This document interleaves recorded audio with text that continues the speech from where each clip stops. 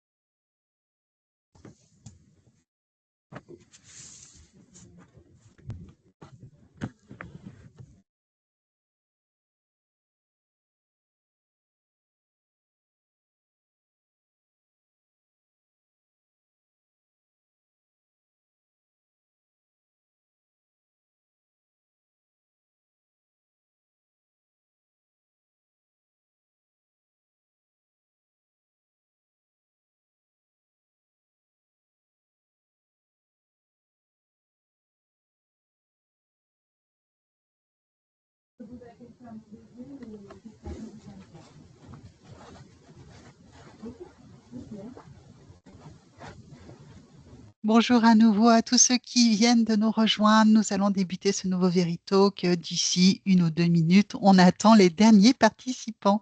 Merci beaucoup.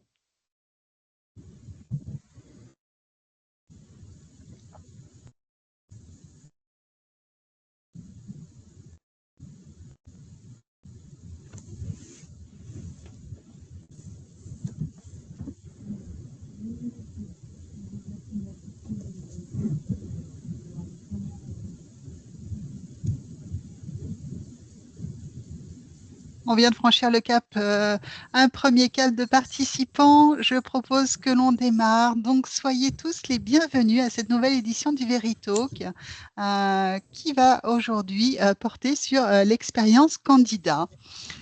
Un Veritalk, c'est quoi? C'est d'abord une thématique, donc l'expérience candidat pour ce qui nous concerne aujourd'hui, qui va être décortiquée par des humains, et oui, c'est déroutant, qui vont partager leur expertise avec des interactions en live avec vous au travers du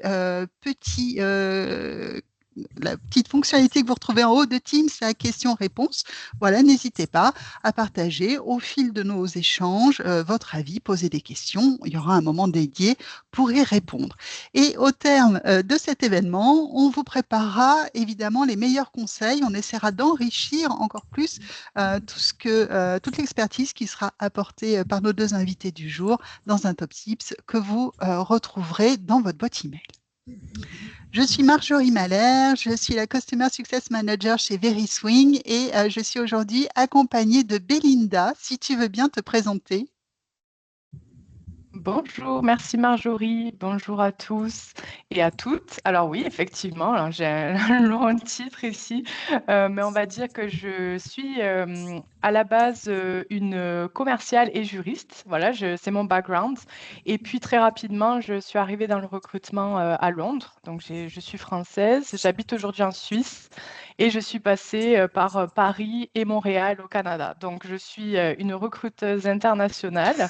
J'ai travaillé pour des cabinets de recrutement très reconnus à Londres, pour des multinationales, même dans les GAFA, même pour ne pas citer Microsoft. Donc, j'ai quand même travaillé dans des très grosses structures et également dans des PME ou start-up, comme ça a été le cas avec mon dernier employeur. Aujourd'hui, je suis à mon compte, donc j'ai décidé d'aider d'une part les candidats à mieux comprendre les processus et les attentes des entreprises en faisant des coachings de candidats et d'autre part pour justement aider les entreprises à s'améliorer dans l'expérience candidat et ça peut être par différents canaux. Notamment voilà, le consulting pour paramétrer les ATS ou tout simplement de la formation pour les intervieweurs, ce genre de choses. Donc, merci pour cette invitation à parler de ce sujet. Merci beaucoup Belinda. Et avec Belinda, on profite aussi de l'avis d'Adrien. Adrien, est-ce que tu veux bien te présenter, s'il te plaît? Avec plaisir, merci Marjorie.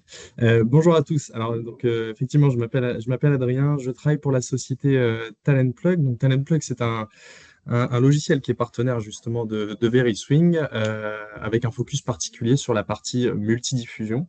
Donc en ce qui me concerne, moi j'accompagne l'ensemble de nos clients, ce qu'on appelle sur la partie avant-vente, donc vraiment sur la partie mise en place de l'outil. Et justement, l'expérience candidat est un sujet sur lequel on travaille en permanence, même sur la partie outil, hein, puisqu'on essaye de maximiser ça dans la relation ATS multidiffusion, d'avoir une expérience qui soit optimale. Donc c'est mon quotidien finalement de travailler sur ce sujet.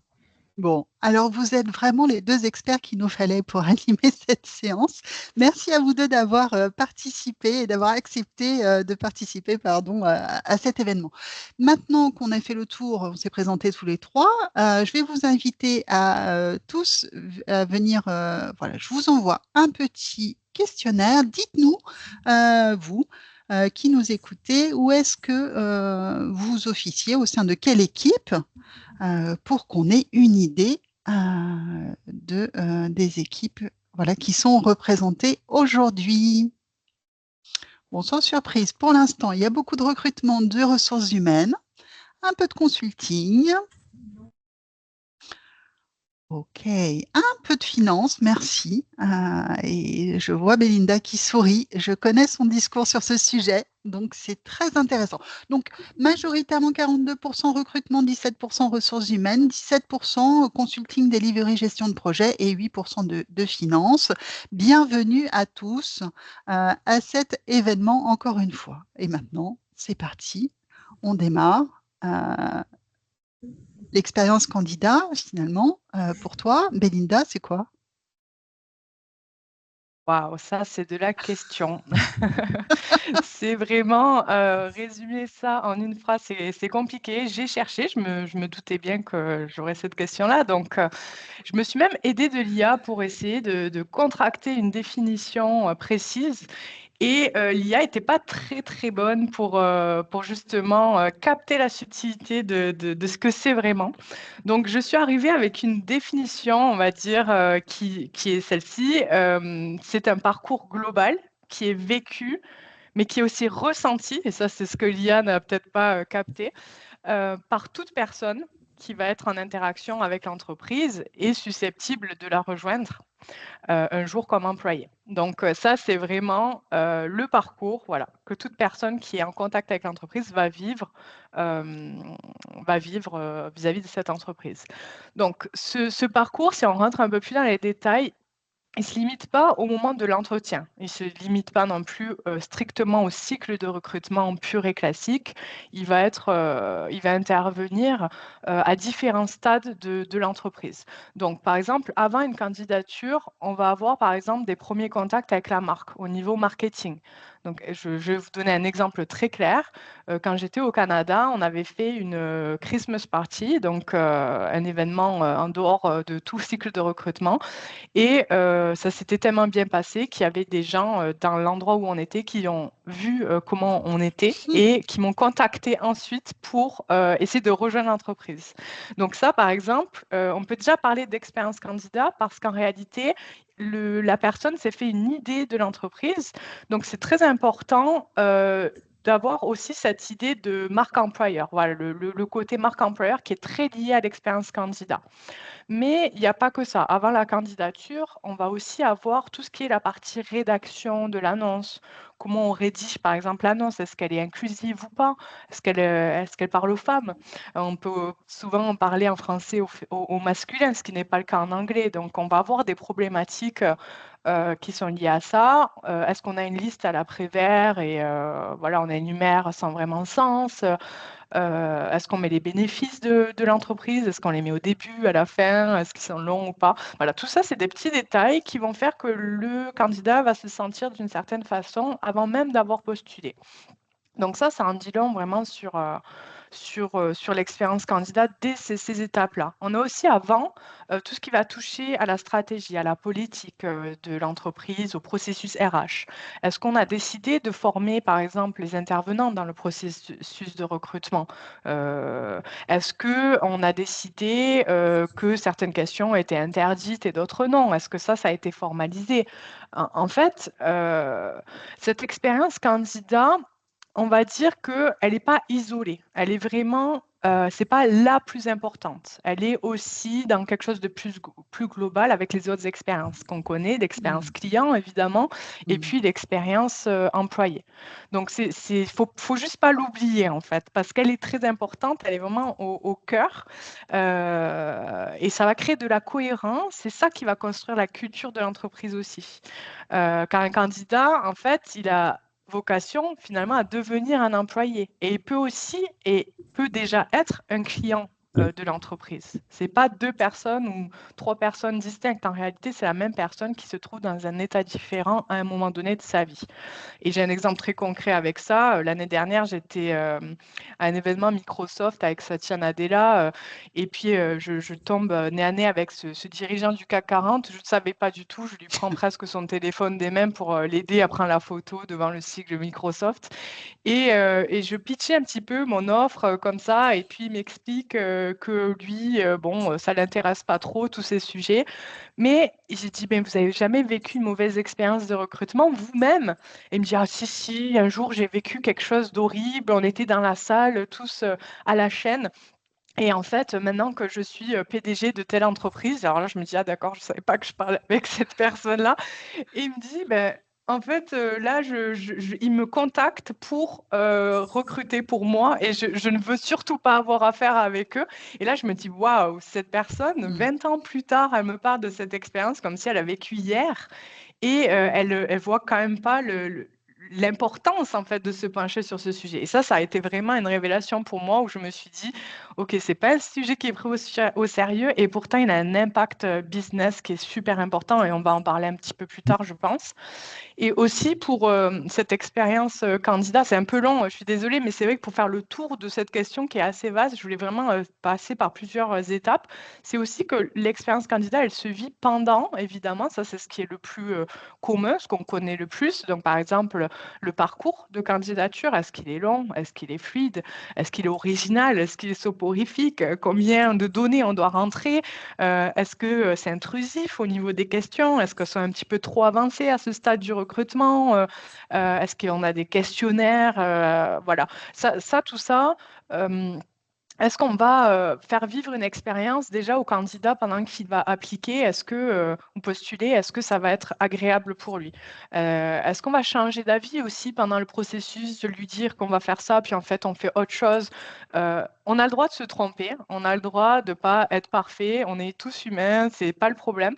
Mais là, c'est là qu'on va vouloir être transparent et communiquer avec le candidat. Et ça va avoir même presque plus d'impact que finalement d'avoir un processus extrêmement parfait.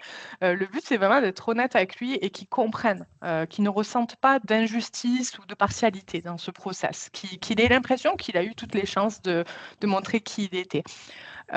Après aussi, pendant le processus de recrutement, on va avoir l'expérience candidat, évidemment, qui va intervenir au niveau de la qualité des feedbacks qu'on va donner, les retours.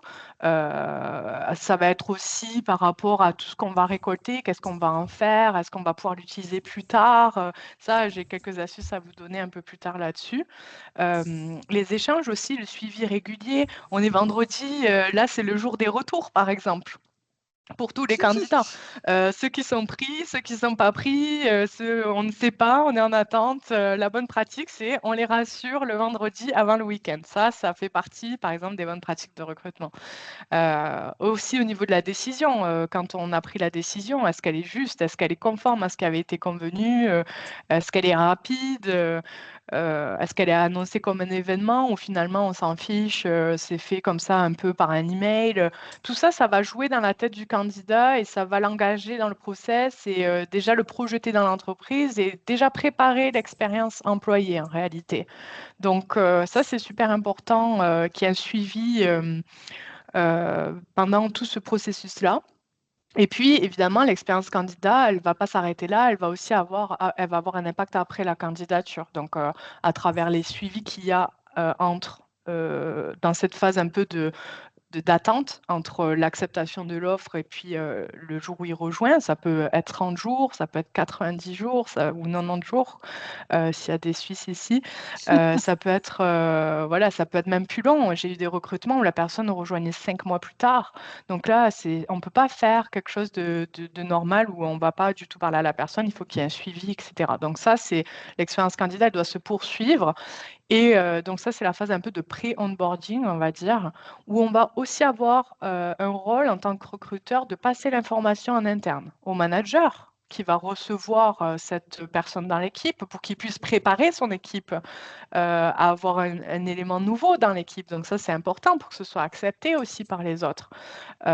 Ou qu'on prépare tout simplement son onboarding pour que les RH, elles sachent qu'est-ce qui va se passer avec eux, qui préparent aussi éventuellement leur plan de carrière, le staffing, où est-ce que cette personne, on va pouvoir, si on fait du consulting, de la consultation, est-ce qu'on va pouvoir la placer chez un client? Est-ce qu'on voit clairement qui est cette personne et qu'est-ce qu'elle vient faire dans l'entreprise? Parce que ça va être peut-être évident pour le recruteur qui, lui, a suivi toutes les étapes, peut-être pour l'intervieweur ou en tout cas le hiring manager, mais pas forcément pour le reste des équipes. Et ça va être important aussi pour l'expérience candidat parce que ça va lui montrer que finalement, il y a un suivi, une cohérence et quelque chose de fluide. Donc, et après, ça peut être aussi, s'il n'a pas forcément été retenu, c'est le nurturing. Ce qu'on appelle le nurturing, c'est-à-dire qu'on a un vivier de candidats où on va capitaliser sur le travail qui a été effectué, en fait. Donc, sinon, on perd du temps et de l'argent, hein. On ne va pas recommencer tout à chaque fois. Donc, le but, c'est de se constituer un vivier et de le recontacter. Donc, ça c'est le but de la TS aussi, d'avoir une base de données candidats. Eh bien, c'est ce que j'appelle une réponse, Belinda. Merci.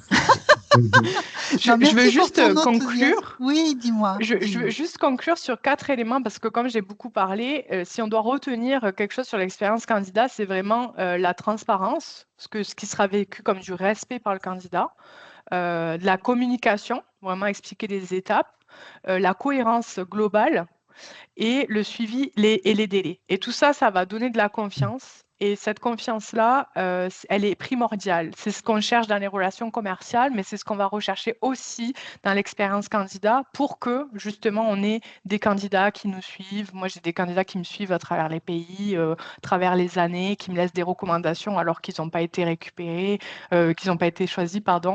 Enfin, voilà, tout ça, on a bien compris, l'expérience candidat, elle intervient à tous les niveaux, opérationnels, stratégiques, mais c'est vraiment de se rappeler que la considération qu'on donne à la personne avec de la bienveillance, de l'empathie, la communication, la transparence, la cohérence et le suivi, c'est vraiment tout ce qu'il nous faut pour avoir une expérience candidat réussie. Voilà.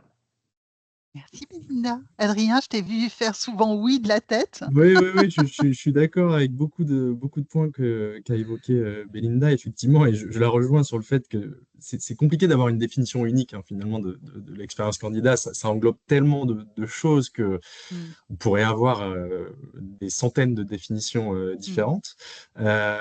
Lorsque j'accompagne mes clients sur ce sujet, moi, j'ai toujours tendance à dire, moi, personnellement, je la vois sous deux aspects. Je la vois sous l'aspect, on va dire, le point de vue candidat et le point de vue entreprise. Il y a un point sur lequel je suis totalement en phase avec Belinda, c'est qu'effectivement, d'un point de vue candidat, l'expérience candidat, ça va globalement désigner l'ensemble des perceptions, des sentiments, des émotions finalement que va vivre un candidat tout au long de son processus de recrutement, et même avant, hein, finalement, c'est vrai qu'avant d'être candidat, il peut déjà être en relation avec l'entreprise via les réseaux sociaux, via son réseau, son propre réseau.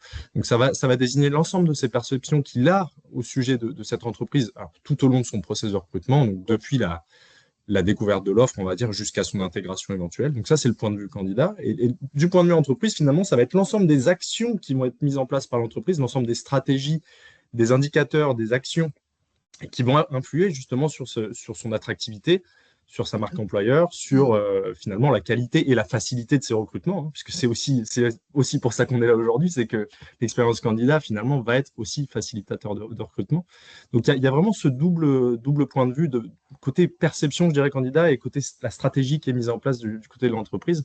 Et finalement, c'est pas facile, mais pour essayer de synthétiser un petit peu ça, en fait, l'idée, ce serait l'expérience candidat, en fait, c'est l'art, si je peux appeler ça un art, de transformer le recrutement, qui est finalement quelque chose à la base de très administratif, hein, un process qui peut voilà, prendre plusieurs semaines, plusieurs mois, avec un côté administratif assez lourd, en quelque chose de plus humain, de plus authentique, entre guillemets, dans lequel le candidat va se retrouver face à ses valeurs, en fait. Donc, c'est de pouvoir trouver cet alignement et de passer voilà, comme je l'ai dit, d'un sujet qui peut être parfois un peu voilà, très lourd et très administratif à quelque chose de plus, oui, finalement de plus respectueux des deux côtés, finalement. Donc, c'est voilà, c'est un équilibre fin, mais je pense qu'on évoquera un petit peu les outils et les conseils qu'on pourra Absolument.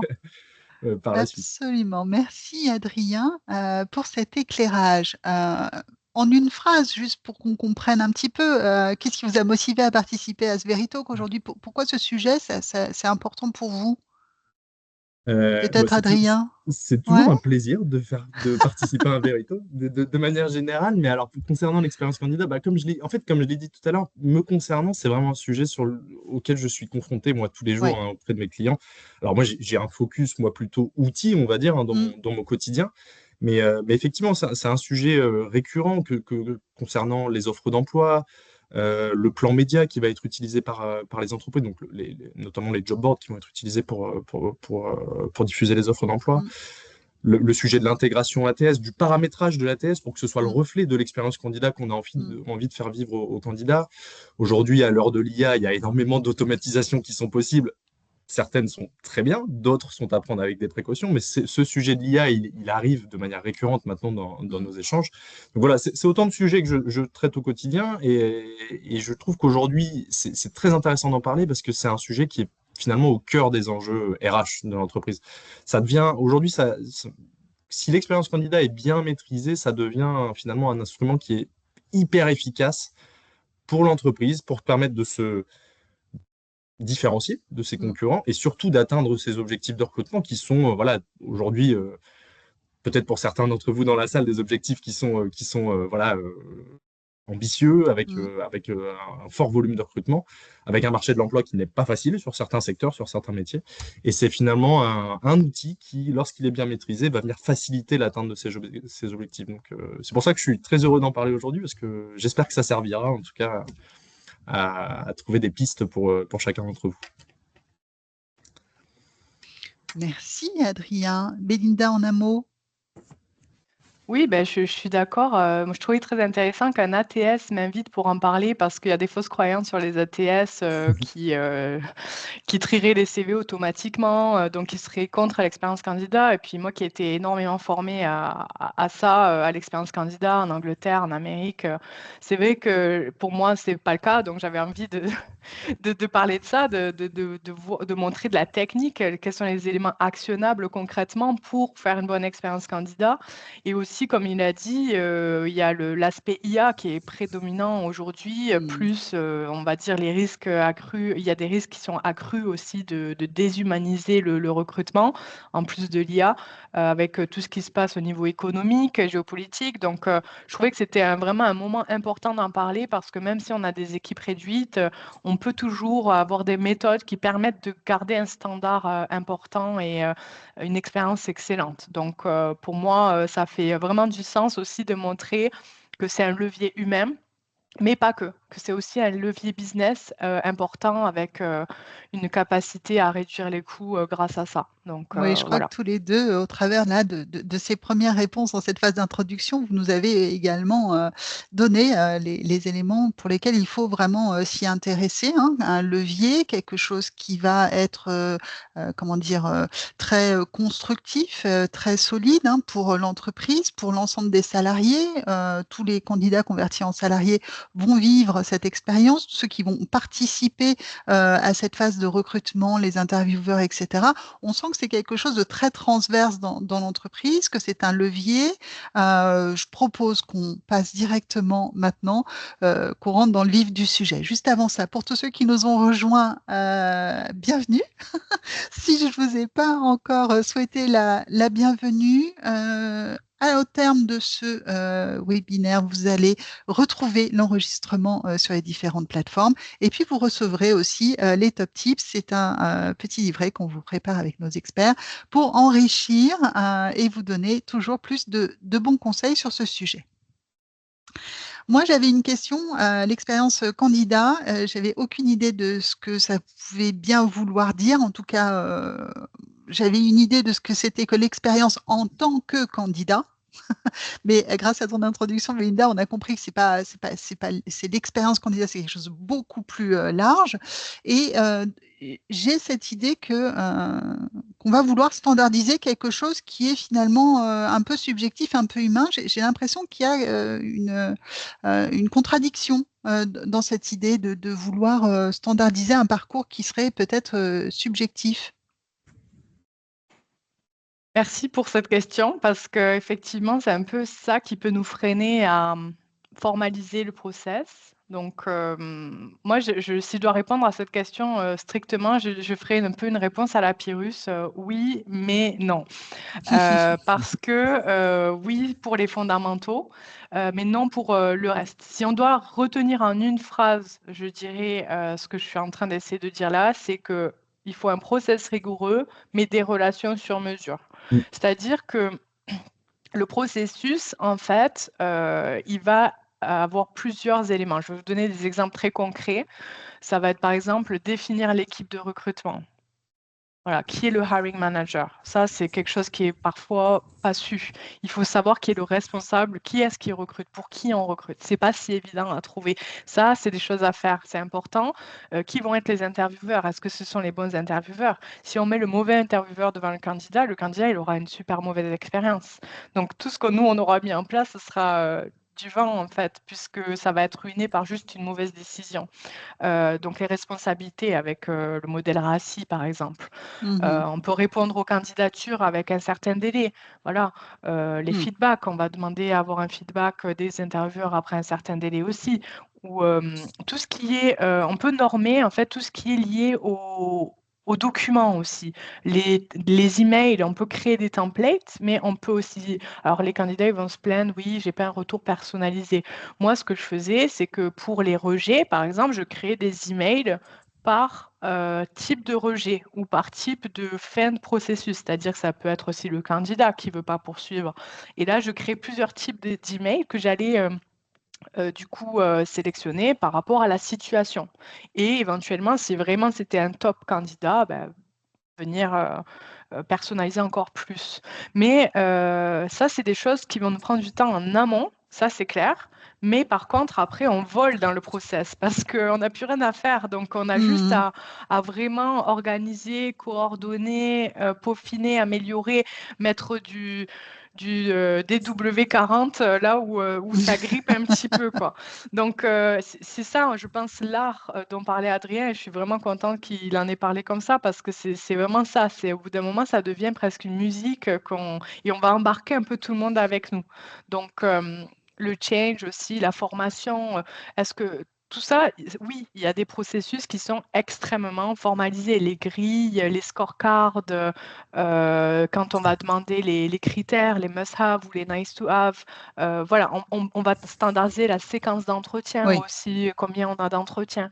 Par contre, ce qu'on va adapter, ça va être par exemple par rapport au type de candidature. Est-ce que c'est une recommandation? On va peut-être pas la traiter de la même façon, on va inclure des nouvelles étapes où on va impliquer la personne qui nous a recommandé le profil, par exemple, ce qu'on ne va pas faire dans d'autres process. Est-ce que c'est un alumni? Est-ce que du coup, on a un historique sur cette personne? Est-ce que c'est une candidature spontanée? Est-ce que c'est dans la cible de l'entreprise ou une personne qui fait partie d'une minorité? Ou est-ce que la personne elle a besoin d'un aménagement spécifique pour les entretiens, d'accessibilité? Tout ça, ça va être des choses qu'on va moduler par rapport à la spécificité du recrutement de la personne. Mais on a un cadre. Donc, ce qui est important de retenir, c'est qu'il faut poser un cadre qui soit clair et qui soit défini pour avoir une direction, en fait, un but commun avec tout le monde va agir de la même façon et puis ça va créer de l'harmonie. Mais il faut que ce cadre ne soit pas trop restrictif pour qu'on puisse bouger librement à l'intérieur et qu'on puisse moduler certaines choses. C'est vraiment ça qu'il faut retenir. Merci, Bélinda. Je vois Adrien qui dit oui. Oui, Ouais, absolument. Je pense que totalement. effectivement, cette notion de cadre aussi, hein, on ne cherche pas à standardiser finalement, on n'est pas des robots, quoi. On ne cherche pas à standardiser la relation, on Non, cherche à pas du tout. standardiser peut-être un cadre. C'est ça, Adrien, ce que tu Bah, en conseilles fait, aussi à c'est tes exactement clients. ça. J'acquiesçais parce que je suis vraiment d'accord sur le fait il faut, selon moi, penser l'expérience candidat et construire l'expérience candidat comme un cadre et non pas comme un script qu'on va suivre D'accord, ouais. de manière automatique. C'est vraiment un cadre qu'il faut suivre. Alors, du coup, pour répondre à la question qui est affichée, effectivement, oui, il est pertinent de Mm, standardiser certaines dimensions de l'expérience candidat, mais pas tout.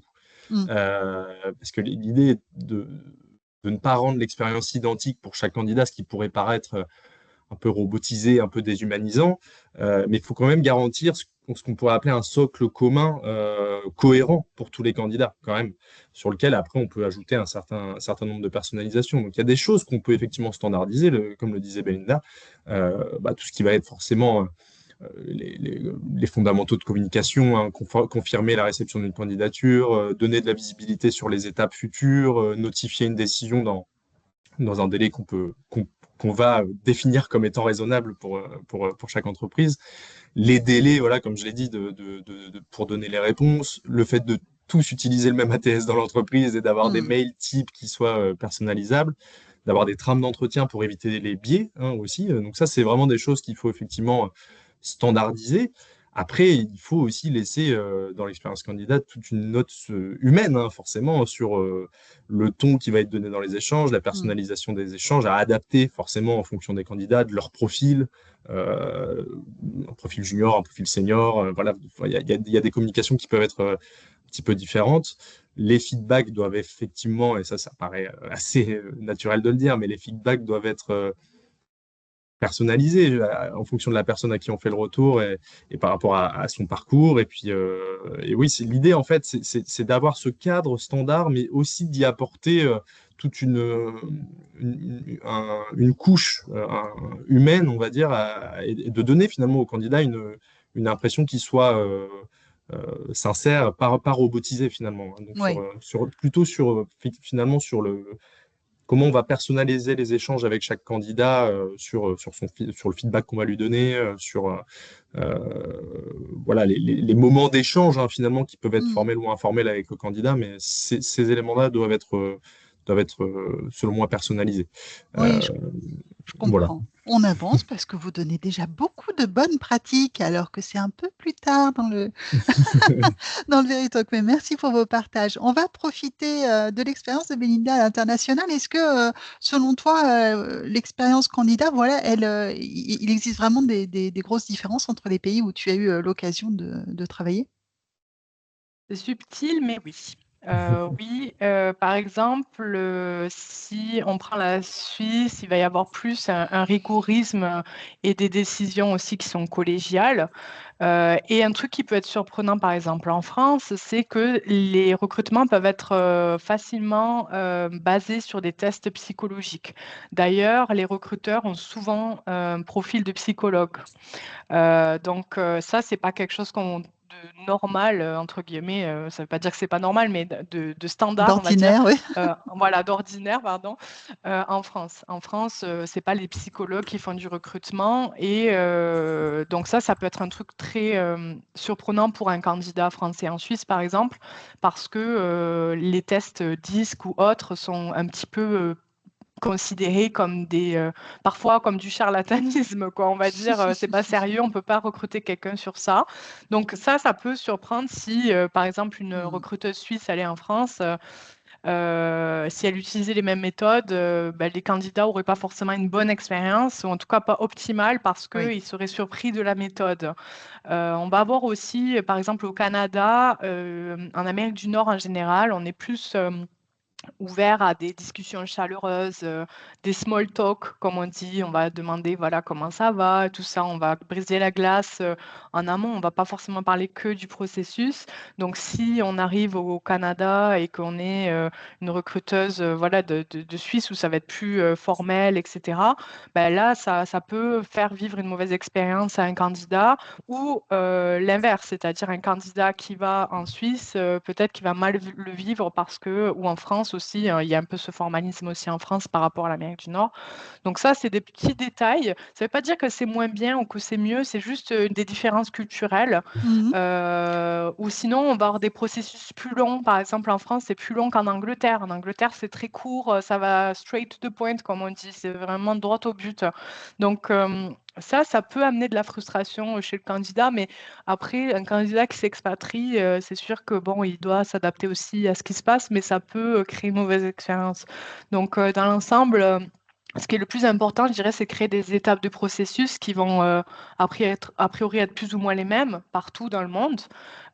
C'est juste qu'elles vont un petit peu varier en fonction des habitudes du pays ou même de la personnalité en fait des managers. Oui, oui. Ça va être plus challengeant finalement que le pays en lui-même. Je pense que chaque Mm. manager qui recrute va avoir sa particularité et c'est plus à ça qu'il va falloir s'adapter. Euh, mais si je peux dire, là où vraiment il va y avoir une différence pour moi, parce que comme j'ai travaillé dans des boîtes très différentes en termes de taille, je dirais que c'est plus là qu'on peut avoir des expériences différentes. Là où ça peut beaucoup changer, c'est vraiment en fonction de la taille de l'entreprise. Car D'accord.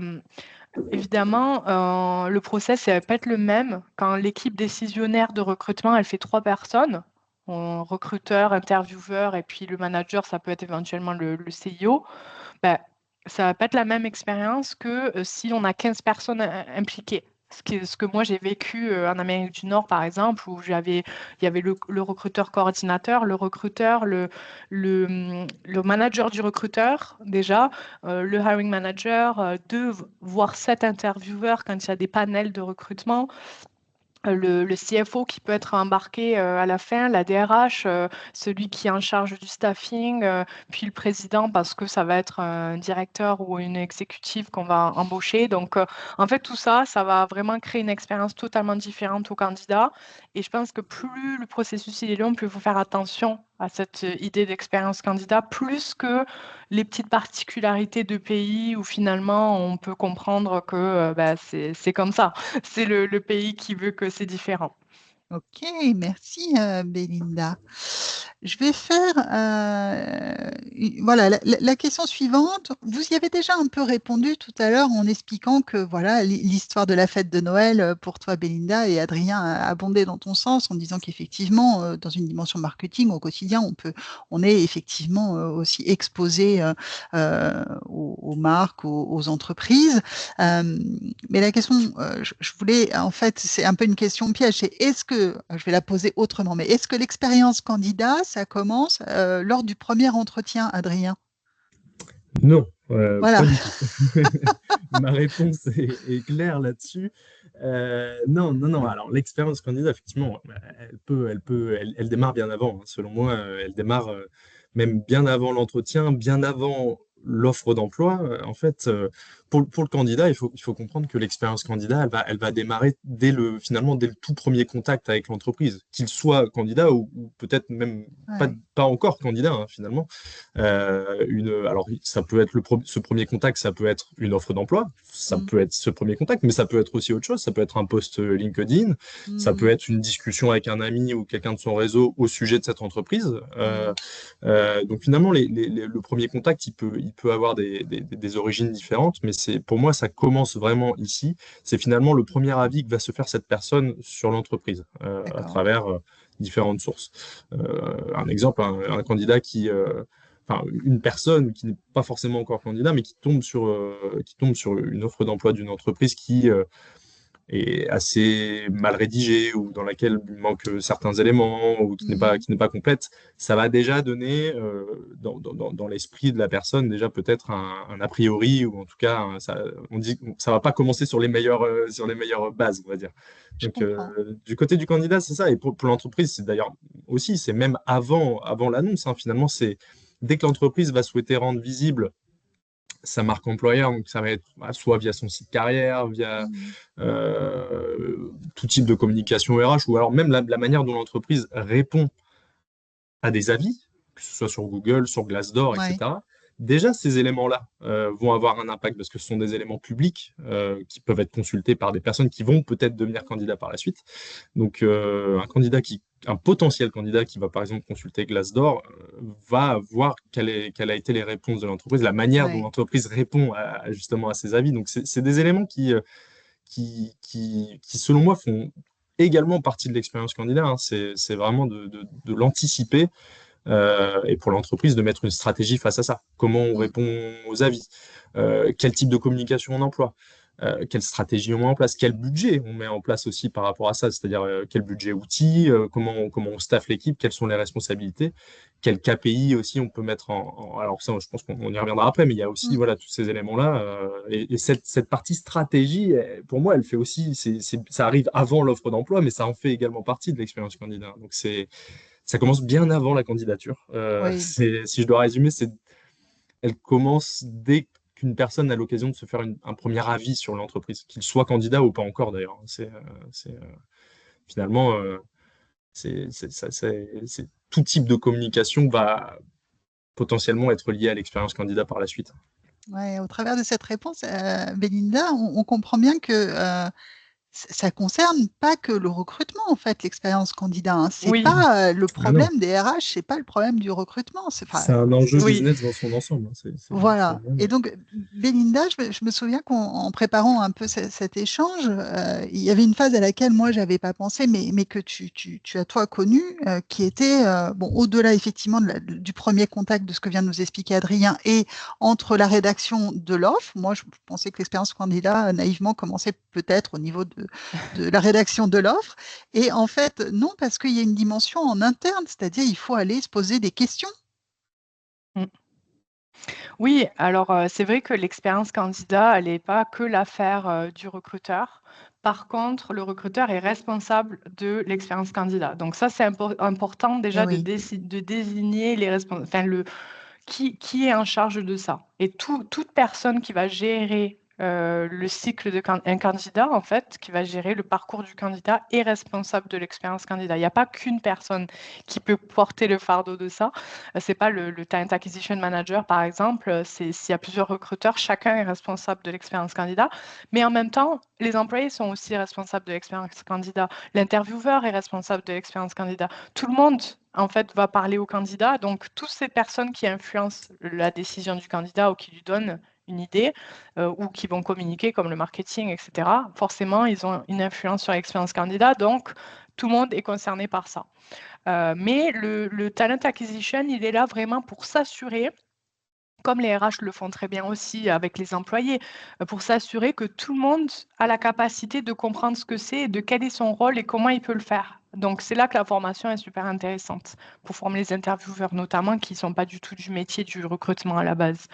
Et puis aussi, il y a une phase qui est importante, je pense, c'est le call stratégique. C'est dont Adrien en a parlé un peu en filigrane quand il parle de la rédaction de l'annonce. C'est-à-dire, il faut s'assurer, même en amont, que le besoin est réel. La RH, elle va s'assurer de ça. Est-ce qu'il n'y a pas eu un besoin en interne qui a été demandé par un employé, par exemple. Donc, ça va être lié à l'expérience employée. L'expérience candidat, il ne faut pas trop la mettre en avant non plus, parce qu'on va vouloir ouvrir une fiche de poste, alors qu'en réalité, il y a quelqu'un qui demandait cette promotion. Donc, tout ça, la RH, elle va être là pour temporiser, pour s'assurer qu'il y a un vrai besoin. Au niveau business, déjà, est-ce qu'on a un vrai besoin?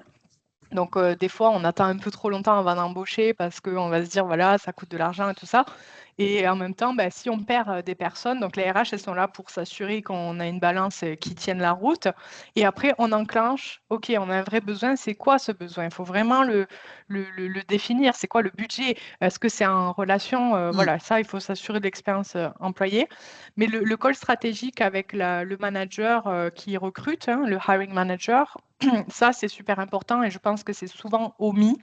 Et c'est une grosse erreur parce que c'est ça qui va permettre de poser les questions qui piquent. C'est là qu'on challenge, c'est là qu'on évite en fait de se prendre le candidat en pleine face parce que on va poser ces questions au manager et donc on va pouvoir y répondre au candidat. Et si on n'ose pas challenger, en fait, c'est nous qui allons passer pour des idiots des fois devant le candidat. Et ça, on va essayer de l'éviter parce qu'au final, c'est pas qu'il faut le prendre personnellement. C'est pas que nous, on passe pour des idiots. C'est que c'est l'image de l'entreprise qui est impactée, en fait. Donc, c'est super important d'avoir ce rôle de coordinateur, d'harmonisateur. Je parle au masculin, mais c'est vraiment pour dire on est là pour jouer ce rôle-là et poser des jalons. Voilà. Donc ça, c'est super important d'avoir des annonces qui sont ciblées. Comme ça, on n'a pas 50 000 personnes qui postulent. Et puis aussi, on ferme les annonces. Au bout de 2 semaines, on ferme l'annonce. Ça, c'est une bonne pratique, par exemple. Si on n'a pas eu de candidat ou si on n'ose pas voilà, fermer l'annonce, ce genre de choses, il faut en fait voir qu'est-ce qui ne va pas au lieu de juste laisser traîner les choses parce qu'au final, ça va frustrer beaucoup de monde dans l'entreprise qui attend aussi un retour. Donc, au bout de 2 semaines, on réitère et on se pose des questions. Et puis aussi, ce qu'on peut faire avant, c'est paramétrer la TS. C'est créer des modèles. Moi, j'ai un modèle, un TS screen, c'est toujours le même et je l'ai peaufiné un petit peu, je l'ai amélioré au travers des années, mais j'ai le même depuis plusieurs années. Et je pose toujours les mêmes questions à tout le monde. Donc ça, c'est quelque chose que j'ai standardisé. Par contre, c'est des questions qui sont généralistes et qui s'appliquent à tout le monde. Par contre, derrière, les scorecards, c'est pareil. Il faut aussi les formaliser. Mais les scorecards sont très mal comprises. Est-ce qu'on parle d'une trame d'entretien pour les intervieweurs ou est-ce qu'on parle d'une trame dont la RH a besoin ou le recruteur a besoin pour pouvoir évaluer ce candidat et prendre une décision? Moi, je dis c'est plus la deuxième. Donc, il ne faut pas aussi confondre quel est le but de la scorecard, etc. Donc, tout ça, tous ces outils, c'est vraiment important de les maîtriser, de les standardiser en amont. Et tout ça, ça va contribuer à l'expérience candidat parce que ça va créer une forme de cohérence, de fluidité. Un jour, un candidat m'a dit j'ai l'impression que je me suis laissé porter par une fusée dans ce parcours. En fait, je me suis dit ben oui, pour lui, ça a été transparent. Et ce qu'a dit Adrien tout à l'heure, c'est super important. C'est vraiment l'entreprise. C'est souvent le chaos. Il y a beaucoup de choses qui se passent en même temps. Ça bouge. Lui, il est parti. L'autre, il est malade. Enfin, il y a toujours des choses qui se passent. Et c'est OK. Mais le recruteur, il est justement là pour faire comme si tout allait bien. Et pour le candidat, pour que justement, pour lui, il ait une expérience agréable, pas pour mentir et dire que voilà, c'est la meilleure entreprise, alors qu'en réalité, bon, c'est pas le but, mais c'est parce qu'il faut aussi agir en interne, éduquer et puis influencer, former, etc. Ça, c'est plutôt la partie RH. Mais sur la partie vraiment recrutement, il y a ce côté où on veut embarquer tout le monde avec soi et faire prendre conscience que c'est important d'avoir toujours ce fil conducteur en tête. Et en général, on embarque les gens parce que les gens adorent faire des recrutements, ils adorent, ça donne un peu un sentiment de pouvoir. Voilà, on a décidé que c'est qui les rejoint. C'est aussi intéressant de faire des interviews, d'évaluer, etc. Donc, en général, les gens, ils sont vraiment intéressés à apprendre sur ça. Donc, tout ce qui est formation et tout ça, ça se fait aussi en parallèle et avant le recrutement pur. Et pour servir l'expérience candidat, on a compris. Je fais le rôle du timekeeper. Je vous propose d'avancer. Cette question-là, quand ça va être l'expérience candidat et est-ce qu'un refus du candidat est toujours un échec, je propose qu'on l'adresse directement dans le top tips. On vous donnera le point de vue de nos experts sur ce sujet et quelques conseils pour pouvoir avancer sur une question qui me paraît, moi, essentielle, et je vous pose la question d'ailleurs au travers d'un sondage, s'il se lance. Il se lance aujourd'hui les KPI pour l'expérience candidat. Dites-nous un petit peu, vous, comment ça se passe de votre côté. Est-ce que vous avez aujourd'hui des KPI au niveau du recrutement ou vraiment dédiés à l'expérience candidat? Dites-nous un petit peu ce qui est suivi aujourd'hui au sein de vos équipes.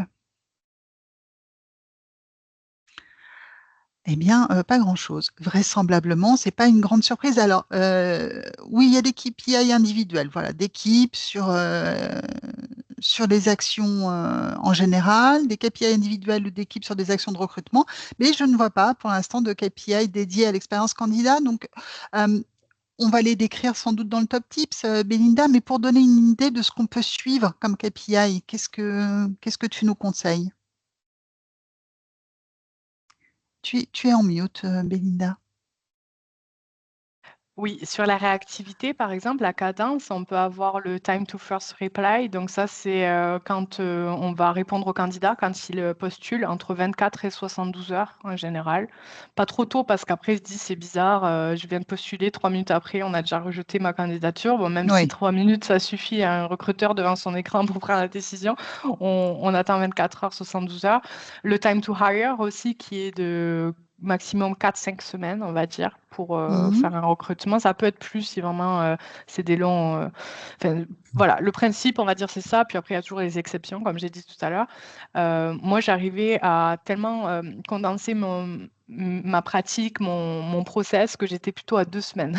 Donc là, j'ai vraiment raffiné le truc à l'extrême, mais en général, c'est plutôt 4 semaines. Ensuite, on a le time to feedback. Donc ça, c'est vraiment, il faut toujours donner du feedback dans les 72 heures au candidat. Et puis aussi le SLA qu'on fait avec l'intervieweur. Donc beaucoup d'anglicismes parce que c'est comme ça qu'on les appelle dans le recrutement et dans l'IT. Donc vraiment désolé pour ça, mais en gros, c'est vraiment c'est le niveau de service level agreement avec l'intervieweur. Donc, ça veut dire qu'on se met d'accord pour que l'intervieweur, après l'entretien, nous donne son feedback dans les 48 heures. Donc, ça, c'est un petit peu Ok. des bonnes pratiques. Et on va regarder après avec des Power BI, est-ce que on a eu des drops, est-ce qu'on a eu des no-shows, est-ce que Mhm. combien de temps on a mis entre le moment où la personne elle le postule et le moment où on a eu le premier entretien, le deuxième entretien, l'entretien final, la signature, le contrat et tout ça, on va pouvoir l'évaluer pour essayer de raccourcir, voir où est-ce qu'on a des petits loupés et du Mhm. coup améliorer. Ça, c'est super important de le monitorer pour pouvoir avoir aussi le coût par recrutement, combien de vacances on a. On peut voir la dépendance au job board aussi. Il y a Mhm. tellement de choses vraiment qu'on peut. Alors, Je vais pas justement, tout Belinda, énumérer là. non? Tu parles de job board, ça revient chez Adrien. Adrien, de ton côté, c'est quoi les KPI que tu conseilles ou que tes clients suivent en général? En fait, j'ai toujours tendance à laisser finalement le choix aux clients de Oui. fixer leur propre KPI parce que ça dépend effectivement de leur structure, de leur secteur d'activité et chacun est libre de fixer ses KPI. Mais selon moi, il y en a quelques-uns qui sont ultra importants et de mon point de vue aussi dans le domaine dans lequel j'opère, il y en a un que je suis au quotidien, c'est le taux de complétion des candidatures. Déjà, c'est le premier KPI que je regarde parce qu'il faut savoir finalement combien de candidats ont cette intention de postuler et versus combien de candidats ont réellement complété le formulaire de D'accord. candidature. Euh, un taux d'abandon élevé, finalement, ça va signifier que le process est trop long, trop complexe pour les candidats. Il y avait une étude qui avait été menée par Career Builder qui montrait quand même, et c'était un chiffre quand même qui me paraissait assez parlant, il y a 60% des candidats qui abandonnent un process de recrutement quand il est trop long ou trop Mhm. complexe. Euh, Quand je parle de process de recrutement, ça peut être au moment de la candidature, Mhm. au moment de la complétion du formulaire.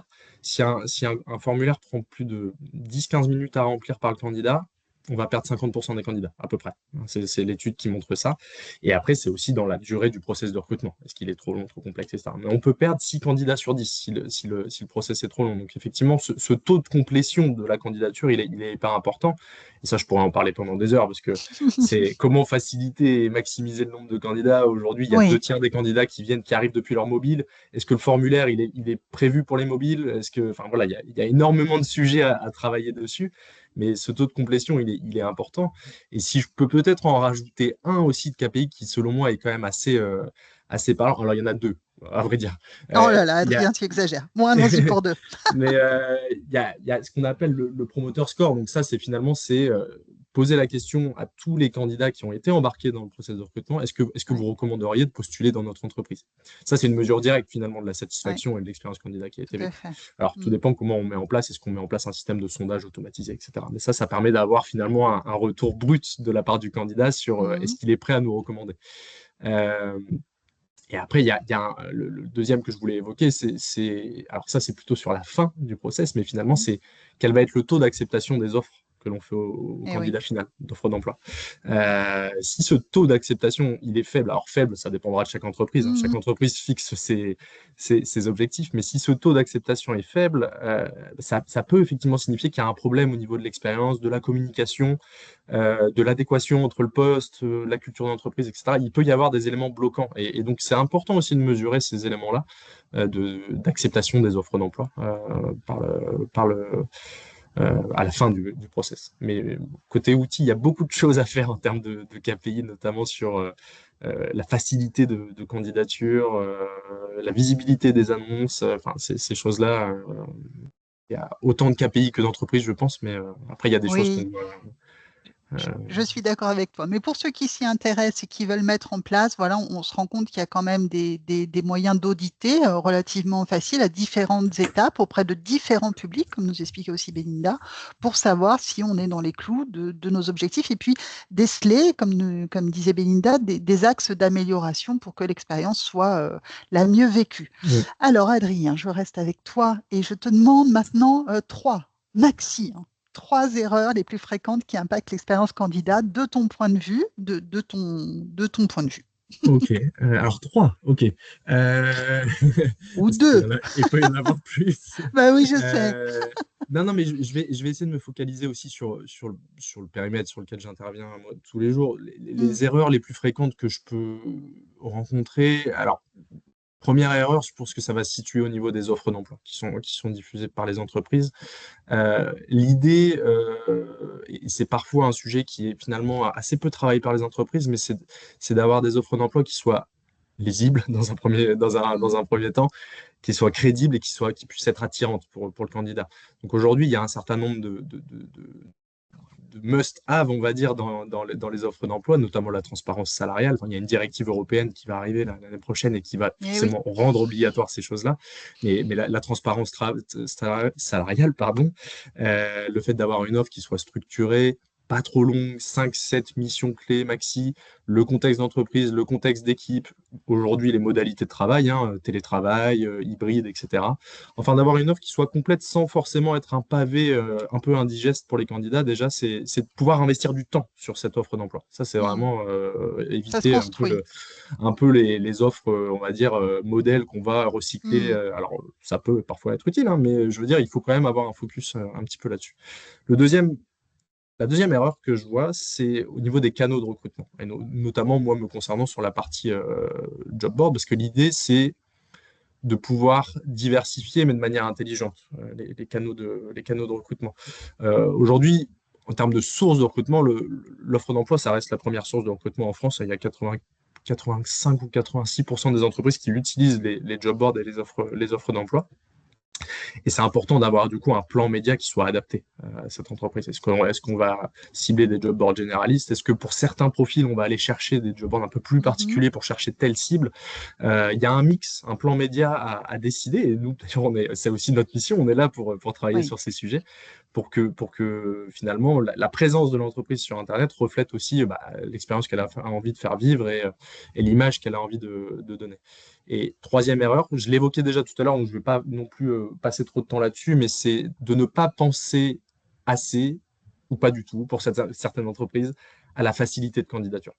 Oui. L'UX, si on peut appeler ça l'UX, Mhm, la user experience, je l'ai dit, il y a quasiment 2 tiers des candidatures qui viennent des mobiles aujourd'hui. Et parfois, mm, on est sur certains parcours candidats qui ne sont pas du tout pensés pour les mobiles, avec des formulaires à rallonge, avec voilà, des champs qui sont sur un mobile ne sont pas forcément faciles à compléter, avec un délai de candidature qui est trop long, alors que si le candidat complète sa candidature dans les transports en rentrant chez lui le soir, il a peut-être mm, 10 minutes maxi devant lui et il a envie d'aller au bout du process en 10 minutes. Il n'a pas mm. envie de revenir plus tard. Donc c'est penser facilité en termes d'ergonomie, c'est penser facilité en termes de rapidité aussi, Mm. hein. Il y a aujourd'hui des technologies, je ne vais pas m'éterniser là-dessus, mais il y a des technologies de smart apply, de direct apply qui sont là justement pour faciliter la candidature, comme sur LinkedIn, hein. Aujourd'hui, on n'a quasiment même plus besoin de mettre son CV. Finalement, ça va venir chercher Mm. le profil LinkedIn pour l'envoyer en tant que candidature. Donc, c'est vraiment de penser facilité de candidature.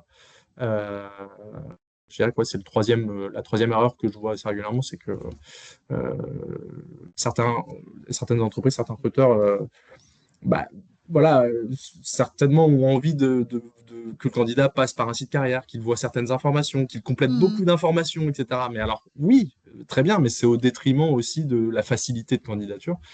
Euh, et ça peut avoir un impact quand même assez important déjà sur le volume de Merci. candidatures reçues. Merci Adrien. Belinda, une erreur parce que finalement on arrive presque au terme déjà de ce Oui, vérito qui est passé. Mais c'est vrai que vraiment tous les deux, c'est C'est vrai. comme votre parcours d'onboarding, ce que vous disiez, c'est-à-dire c'est très fluide. On sent que vous êtes très enthousiaste et très, comment dire, investi dans ce sujet. Donc, juste une erreur et puis tous les oui. conseils, les bonnes pratiques, soit on fera un autre vérito si ça intéresse, soit on les mettra effectivement dans le support. Mais vraiment, toi, ce que tu as envie de dire à ceux qui voudraient commencer à mettre en place, à s'intéresser vraiment à l'expérience candidat, l'erreur à ne pas commettre, c'est quoi? C'est vrai que le parcours candidat, c'est important, c'est une bonne pratique une fois par an de tester le parcours candidat, soi-même comme si on était candidat. D'accord. Ça, c'est un petit tips que je donne vite fait, mais c'est souvent oublié, mais c'est important de le faire parce que des fois, il y a même une petite case qui va être grisée, on ne peut pas la cocher, du coup, le candidat ne peut pas postuler. Enfin, moi, j'ai déjà vécu ça. Donc, il ne faut pas sous-estimer ce truc-là, c'est important. Mais moi, l'erreur, alors c'est pas celle que Adrien a nommée, même si c'est vraiment pertinent ce qu'il a dit. Pour moi, la plus grosse erreur pour l'expérience candidat, c'est quand il y a trop d'intervenants différents et qu'on n'arrive pas à coordonner en fait l'action. Donc, qu'on va Hmm. avoir un manque de cohérence pour le candidat. Il n'arrive pas. En fait, l'expérience candidat, c'est comme un projet qui est porté par le recruteur et il va embarquer des gens avec lui dans ce projet. Donc, il faut que le recruteur, je dis il faut, mais tout le monde fait comme il veut, mais dans l'absolu, c'est vraiment de se comporter comme un chef de projet et chaque candidature est un mini-projet. Et donc ça, de le voir de cette façon, ça permet vraiment, une fois qu'on s'est organisé, et ça c'est un peu la deuxième erreur, c'est de ne pas avoir paramétré les outils, c'est de ne pas avoir préparé les outils, c'est de ne pas avoir créé tous ces templates, tout ce qu'on peut Hmm. standardiser. Il faut le standardiser. Là, je dis il faut, parce que là, il faut pas faire différent. C'est vraiment important pour gagner du temps et surtout pour après pouvoir avoir cette casquette chef de projet quelque part. Oui. Sinon, on reste à un stade d'administration permanent, on fait des tâches qui sont pas du tout intéressantes, donc on perd de l'engagement aussi des équipes Hmm. recrutement, on fait 50 000 interviews et les intervieweurs, ils sont fatigués, ça fait du turnover. En fait, ça a un impact sur les employés, sur le business même parce qu'on perd de l'argent, on perd de la crédibilité, donc on arrive moins à avoir de budget pour ça. Et donc, en fait, c'est le cercle vicieux. Donc, c'est super important de commencer par les fondamentaux. Et comme l'a dit Adrien, le fondamental ultime du recrutement, c'est l'annonce. Et l'annonce, pour en faire une bien, il faut pouvoir avoir les bonnes questions à poser au manager. Ok, Voilà, c'est c'est sur ça très que je clair. finirai. Bon, ça a été un super échange. Merci à vous deux d'avoir si bien joué le jeu, d'avoir été si riche en conseils et en partage. À tout notre auditoire qui est resté jusque-là, je vous envoie un dernier sondage. Dites-nous si vous avez apprécié ce Veritalk. Vous allez bientôt recevoir les top tips qu'on vous a promis. On avait préparé beaucoup d'autres contenus. En réalité, le sujet est tellement vaste. On va vous les partager au travers du top tips. Et puis, je vous invite à aller suivre Belinda et Adrien sur LinkedIn. Vous pouvez sans doute les contacter en message privé si vous avez besoin de poursuivre cet échange avec eux. Et moi, je serai ravie de vous donner rendez-vous dans une prochaine édition. Voilà, restez attentifs aux communications de VerySwing. Merci Belinda, merci Adrien pour tous ces bons conseils. Je vous souhaite à tous une excellente journée. Je vous dis à bientôt. Merci Au revoir. infiniment. À Bonne bientôt. journée. Au revoir.